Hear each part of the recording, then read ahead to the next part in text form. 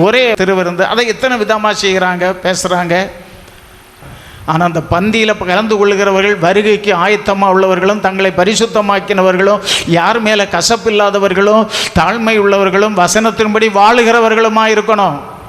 யூதாசு திருவிருந்து எடுத்தான். யூதாசு பரலோகம் போனானா?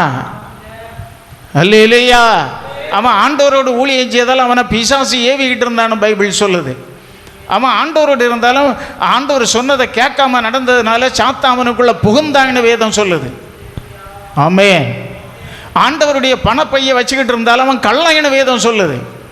அவன் வெளியில் பேசுவான், உள்ள வந்து ஏழைகள் மேலே இரக்கம் இல்லாதவன். அல்லேலூயா. ஒருத்தி பரிமள தைலத்தை கொண்டு ஊத்துகிறா.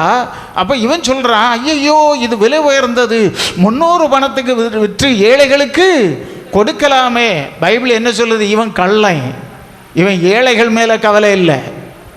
அப்போ நீ ஞானசானம் எடுத்த நான் சபைக்கு போகிறேன்னு சொன்னால் நீ எப்படிப்பட்ட ஆள் என்பது புரிந்து கொள்ளணும். அல்லேலூயா.